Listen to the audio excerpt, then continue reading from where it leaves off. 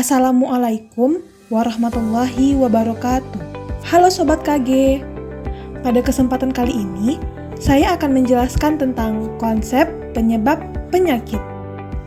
Namun, sebelum kita membahas lebih lanjut, kita harus tahu dulu nih, apa sih itu konsep penyebab dan penyakit? Menurut Gold Medical Dictionary, penyakit adalah kegagalan dari mekanisme adaptasi suatu organisme untuk bereaksi secara tepat terhadap rangsangan ataupun tekanan sehingga timbul gangguan pada fungsi struktur, bagian, organ, atau sistem dari tubuh. Sedangkan, menurut Areshoff Amsterdam, penyakit bukan hanya berupa kelainan yang terlihat dari luar saja, tetapi juga suatu keadaan terganggu dari keteraturan fungsi dari tubuh. Dari kedua pengertian tersebut, dapat kita simpulkan bahwa penyakit adalah suatu keadaan gangguan bentuk dan fungsi tubuh sehingga berada di dalam keadaan yang tidak normal.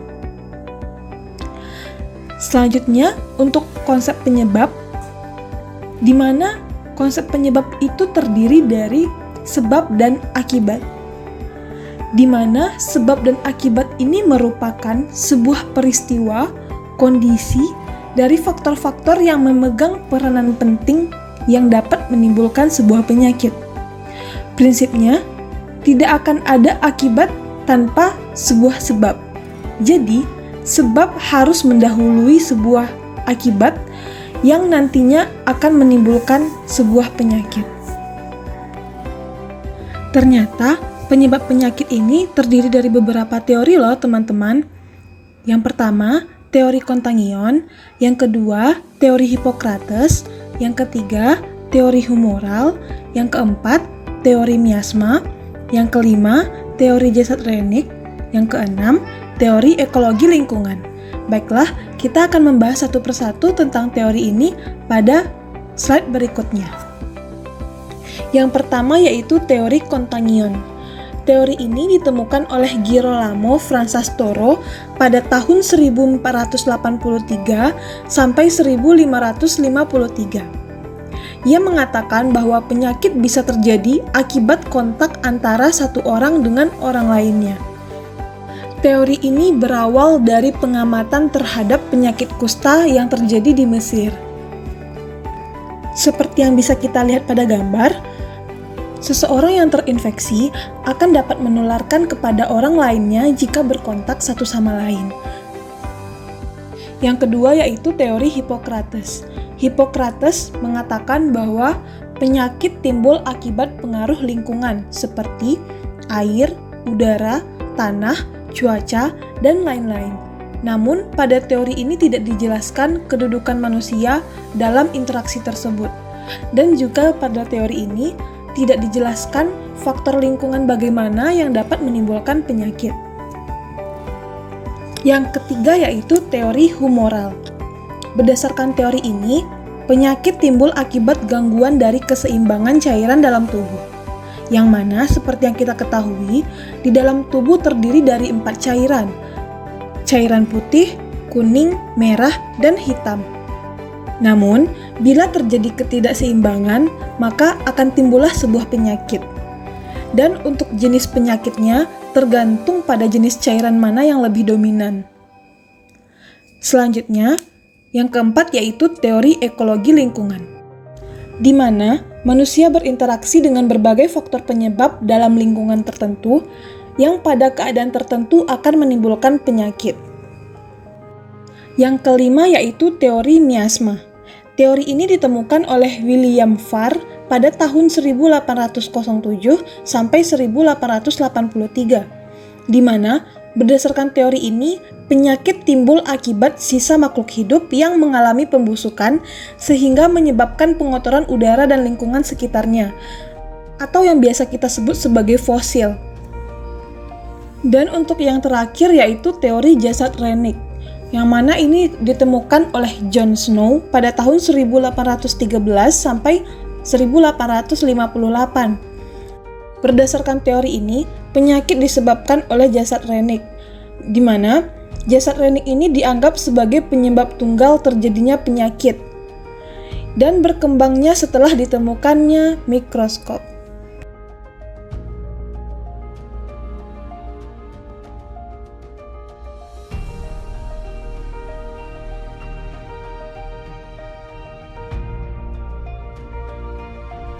Kita masuk ke faktor yang pertama, yaitu host atau penjamu. Host adalah semua faktor yang terdapat pada manusia yang dapat mempengaruhi timbulnya suatu perjalanan penyakit. Sedangkan faktor yang kedua yaitu bibit penyakit atau agen. Agen adalah suatu substansi tertentu yang keberadaannya atau ketidakberadaannya diikuti kontak efektif pada manusia yang dapat menimbulkan penyakit ataupun mempengaruhi perjalanan suatu penyakit. Untuk faktor yang ketiga, yaitu lingkungan atau environment. Lingkungan adalah segala sesuatu yang berada di sekitar manusia yang mempengaruhi kehidupan dan perkembangan manusia. Terdapat 3 model timbulnya penyakit. Yang pertama yaitu model segitiga epidemiologi atau the epidemiologic triangle, dan yang kedua model jaring-jaring penyebab atau the web of caution, dan yang ketiga yaitu model roda and the well, yang mana akan dijelaskan pada slide berikutnya. Pada tahun 1950, John Gordon dan LaRouche mengemukakan suatu model yang disebut dengan segitiga epidemiologi, yang mana mereka menyebutkan bahwa timbul atau tidaknya penyakit pada manusia itu dipengaruhi oleh 3 faktor utama yang terdiri dari host, agen, dan environment atau lingkungan. Gordon berpendapat bahwa yang pertama, penyakit timbul karena ketidakseimbangan antara agen dan manusia. Sedangkan yang kedua, keadaan keseimbangan bergantung pada sifat alami dan karakteristik agen dan host, baik individu ataupun kelompok. Sedangkan yang ketiga, karakteristik agen dan host akan mengadakan interaksi, yang mana dalam interaksi tersebut akan berhubungan langsung pada keadaan alami dari lingkungan, baik itu lingkungan sosial, fisik, ekonomi, dan biologi. Gordon model yang dikenal sebagai trias epidemiologi memiliki 3 faktor yang jika ditinjau dari sudut ekologis yaitu terdiri dari agen, host, dan juga lingkungan. Suatu keadaan dinyatakan sehat apabila terjadi keseimbangan pada ketiga faktor tersebut. Suatu keadaan dinyatakan sehat apabila terjadi keseimbangan pada ketiga faktor tersebut. Sementara, keadaan sakit terjadi apabila ada ketidakseimbangan antara 3 faktor tersebut. Misalnya, faktor kualitas lingkungan yang menurun dapat memudahkan agen penyakit masuk ke dalam tubuh manusia. Menurut Sumampau 2015, ada 5 interaksi antara penjamu, bibit penyakit, dan juga lingkungan. Baiklah, kita masuk ke model yang pertama. Seperti yang bisa kita lihat pada gambar, ini diumpamakan seperti jungkat-jungkit, di mana terdapat huruf H di sebelah pojok kanan yang disebut dengan host atau penjamu, sedangkan huruf A di pojok kiri itu disebut dengan agen atau bibit penyakit, sedangkan yang di tengah-tengah itu yaitu lingkungan atau environment. Dari gambar model 1 ini dapat kita simpulkan bahwa dalam model ini penjamu dalam keadaan sehat karena timbangan dalam keadaan seimbang. Keadaan seimbang ini merupakan hasil dari interaksi antara bibit penyakit, penjamu, dan lingkungan. Selanjutnya yaitu model kedua. Seperti yang bisa kita lihat, pada gambar kedua ini terjadi perubahan dan ketidakseimbangan antara agen dan host. Agen berada di bawah, sedangkan host berada di atas. Jadi, pada model kedua ini dapat kita simpulkan bahwa telah terjadi ketidakseimbangan di mana bibit penyakit menjadi lebih berat dan bibit penyakit menjadi mudah untuk dapat menyebabkan sebuah penyakit, yang mana pada akhirnya bisa membuat penjamu menjadi sakit. Salah satu contoh keadaan ini yaitu terjadinya mutasi bibit penyakit. Selanjutnya model ketiga. Seperti yang bisa kita lihat, pada model ketiga ini terjadi lagi nih perubahan letak antara host dan agen. Jadi dapat kita simpulkan bahwa pada model ketiga ini juga terjadi ketidakseimbangan di mana penjamu menjadi lebih berat. Penjamu menjadi lebih peka terhadap penyakit sehingga penjamu bisa menjadi sakit. Contoh keadaan ini yaitu banyaknya populasi balita di mana balita masih peka terhadap penyakit, sehingga menyebabkan populasi tersebut lebih rentan terhadap bibit penyakit. Selanjutnya model keempat. Seperti yang bisa kita lihat, pada model keempat ini sangat berbeda dengan model 1, model 2, ataupun model ketiga. Pada model keempat ini, telah terjadi pergeseran pada lingkungan yang memudahkan bibit penyakit masuk ke dalam penjamu, sehingga penjamu menjadi sakit. Contoh dari keadaan ini yaitu terjadinya perubahan iklim global yang menyebabkan mutasi gen dari bibit penyakit dan populasi masyarakat peka terhadap penyakit. Yang terakhir yaitu model kelima. Model kelima ini tidak jauh berbeda dengan model keempat. Namun, bedanya faktor lingkungan bergeser ke arah penjamu. Jadi dapat kita simpulkan, pada model kelima ini sudah terjadi ketidakseimbangan di mana penjamu menjadi sangat peka terhadap bibit penyakit, sehingga menyebabkan penjamu dapat jatuh sakit.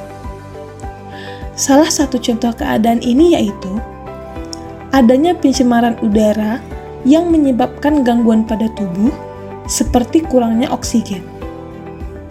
Penyempitan saluran udara ke paru-paru karena sulfur dioksida yang menyebabkan jantung lemah dan pada akhirnya gagal jantung. Kita masuk ke pembahasan selanjutnya yaitu jaring-jaring sebab akibat atau the web of caution. Teori ini ditemukan oleh McMahon dan Book pada tahun 1970. Teori ini menekankan bahwa suatu penyakit terjadi dari hasil interaksi berbagai faktor. Misalnya, faktor interaksi lingkungan dari faktor biologis, kimiawi, dan sosial yang memegang peranan penting dalam terjadinya penyakit. Menurut model ini, perubahan dari salah satu faktor akan mengubah keseimbangan antara mereka, yang berakibat bertambah atau berkurangnya penyakit yang bersangkutan. Dengan demikian, maka timbulnya penyakit dapat dicegah atau dihentikan dengan memotong mata rantai pada berbagai titik. Model ini cocok untuk mencari penyakit yang disebabkan oleh perilaku dan gaya hidup suatu individu. Sebagai contoh yaitu adanya jaringan sebab akibat yang mendasari penyakit jantung koroner, di mana banyak faktor yang dapat menghambat ataupun meningkatkan perkembangan penyakit ini. Beberapa dari faktor ini yaitu seperti faktor intrinsik pada penjamu dan faktor tetap, dan faktor komponen lainnya seperti makanan, perokok, inaktivasi fisik, dan gaya hidup yang dapat dimanipulasi. Seperti yang bisa kita lihat pada bagan Di sini diumpamakan bahwa kemiskinan dapat menyebabkan penyakit kurang gizi. Bisa kita lihat bahwa penyakit kurang gizi ini disebabkan oleh beberapa penyebab. Namun, kita sangat sulit untuk menentukan penyebab utamanya. Namun, kita dapat melakukan pencegahan dari berbagai arah.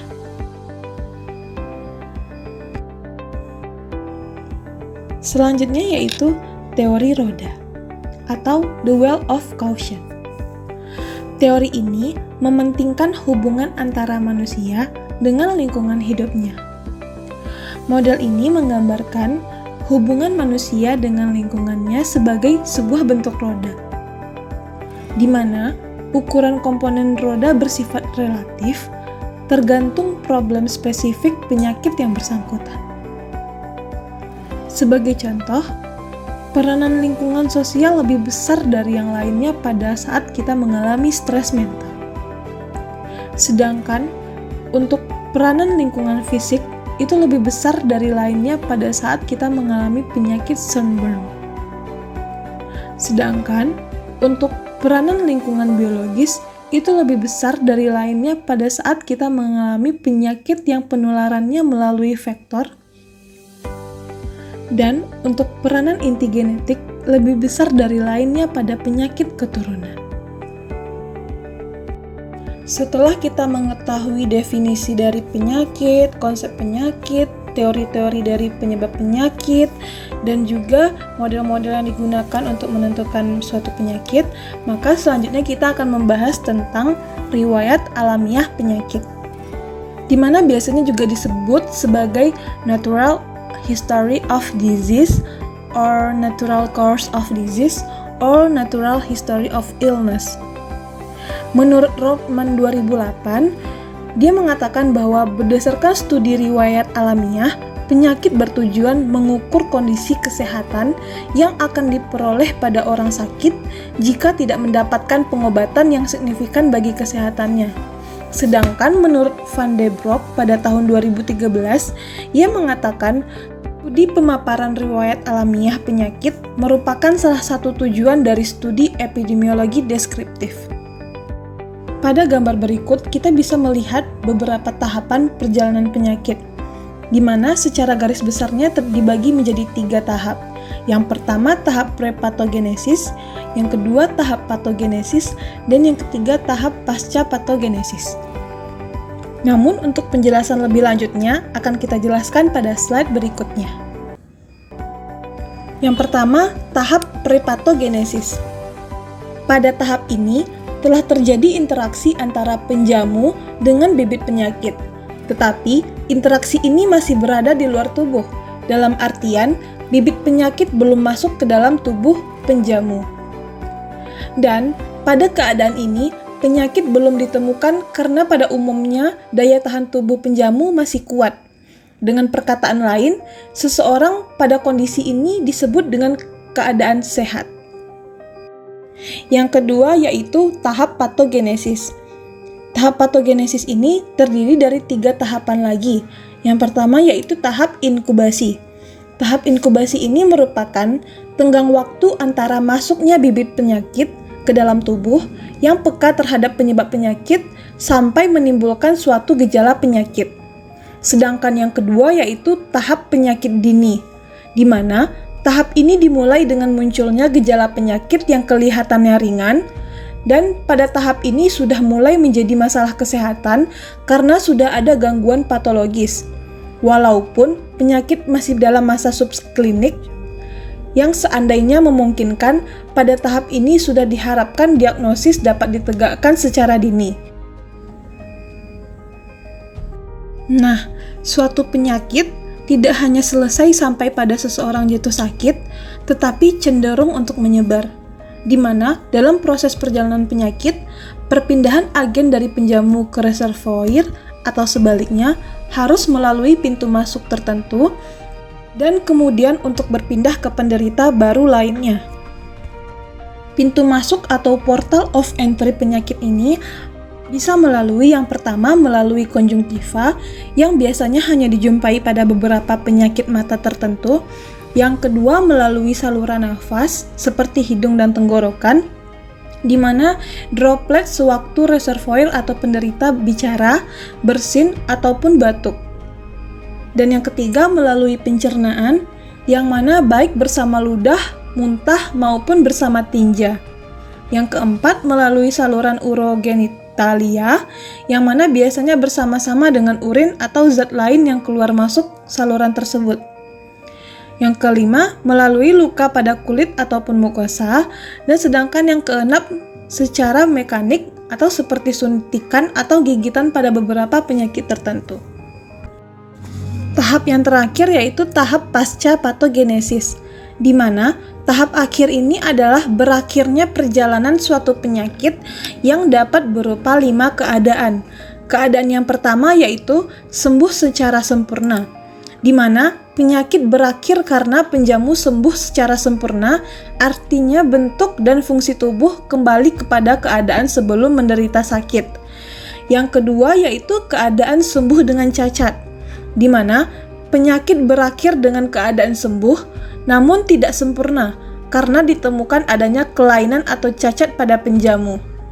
Yang ketiga, karier, di mana perjalanan penyakit seolah-olah terhenti karena gejala penyakit memang tidak tampak lagi.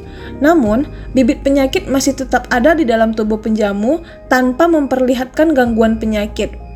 Yang keempat, keadaan kronis atau penyakit tetap berlangsung secara kronik, artinya perjalanan penyakit tampak berhenti karena gejala penyakit tidak berubah, yang dalam artian tidak bertambah berat ataupun tidak bertambah ringan. Namun, pada dasarnya, penjamu tetap berada pada keadaan sakit. Dan kondisi yang kelima yaitu meninggal dunia, di mana perjalanan penyakit berakhir dengan kematian. Demikianlah pembahasan kita pada kali ini. Semoga bermanfaat ya teman-teman semua. Assalamualaikum.